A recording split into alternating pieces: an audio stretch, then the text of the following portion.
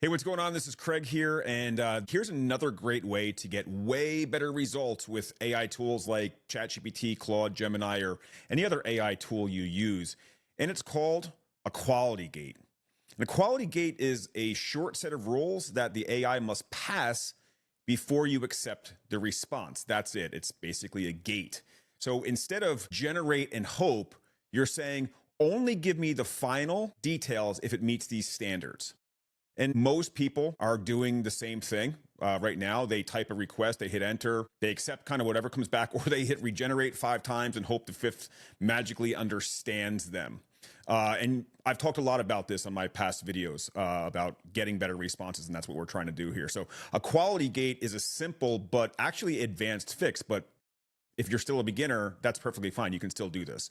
And the reason is because quality gates, the way that it works is pretty straightforward. See, ChatGPT, AI tools, Claude, they cannot read your mind. So if you don't define what good means, it will just play it safe, and safe usually equals a generic kind of result. Now, what you might be thinking right now is, but what if I don't have a gate? What would I even write? And don't worry, I got you on this one.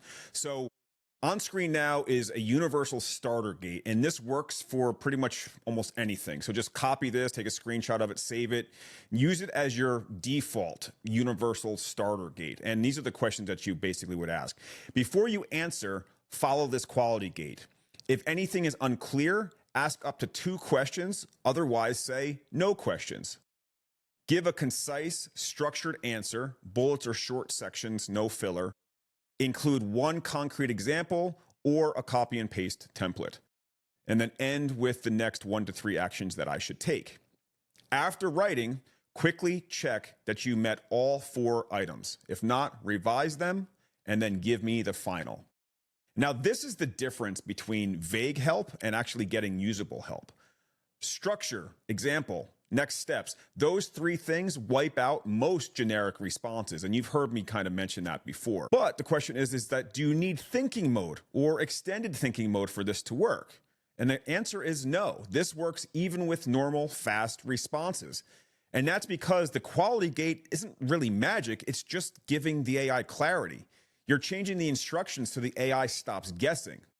And here's kind of the simple way to remember it. Like fast mode, when you're not thinking, or when you're not using thinking or extended thinking, fast mode is great when the job is straightforward and you mainly want the AI to be less fluffy and more specific, more organized. Thinking mode helps when the job is more difficult. There's lots of constraints. There's lots of moving parts. You need careful trade-offs. You need it to be accurate or a longer output that stays consistent the whole time. So if you're writing a quick script, an email, a caption, or a list of ideas, a plan with a couple steps, fast mode is probably enough for you, especially with the quality gate. But if you're doing something like a complex business strategy or a multi-part system, a long outline with very strict rules, or anything where details can break the whole thing, thinking mode increases the chance that it passes the quality gate on the first try. But again, the quality gate works either way. But we can take this up another notch that most users have no idea is even possible. We can actually have the AI run an internal scratchpad first before the output. And what the hell does that mean? Well, this just means that it's going to plan privately first.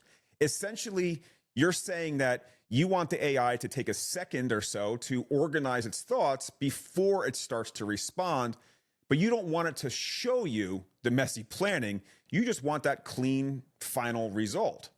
And the good news here is that you don't need thinking mode for that either. You just need 1 sentence in your prompt, which is this line that you can see right here on the screen, which is take a moment to think privately, make a quick internal outline and self-check, then give me the final answer only. Do not show your outline. And that line is honestly gold because it reduces rambling, it improves the structure, it cuts down on half-assed answers. And let me show you the difference in real life because this is where it will probably click for you. So a normal prompt that somebody might use is, help me write a YouTube script about communicating with your team the most effective way. And that kind of prompt will usually get you a broad tip like be specific and provide context with no real structure and not much you can actually really use. But now here's the same prompt that's kind of upgraded with the gate and the private plan, right? So act like an executive training coach for managers and executives. Help me write a 3 to 5 minute YouTube script about communicating with my team in the most effective way. So similar to the prompt that we just gave it, but we said act like it. So we gave it a role, right? Then you give it a tone. We want it to be conversational. We want it to be clear, witty, slightly punchy, things like that. Then take a moment to think privately, make a quick internal outline, and self-check. Then give me the final answer only. Do not show your outline. Before you answer, follow this quality gate. If anything is unclear, ask up to 2 questions. Otherwise, say no questions. Give a concise, structured answer, no filler. Include 1 concrete example or a copy and paste template, and end with the next 1 to 3 actions that I should take. After writing, quickly check you met all 4 items. If not, revise and then give me the final. So see what we did? We didn't beg it to be better. We just defined what better means, what it means to us. And we told it to plan privately and then self-check before actually responding. And now this is the move that will save the most time. If the AI, like ChatGPT or Claude or Gemini or whatever, gives you an answer that still feels off, don't click regenerate or try to redo the prompt. Just simply reply back with this. Run the quality gate.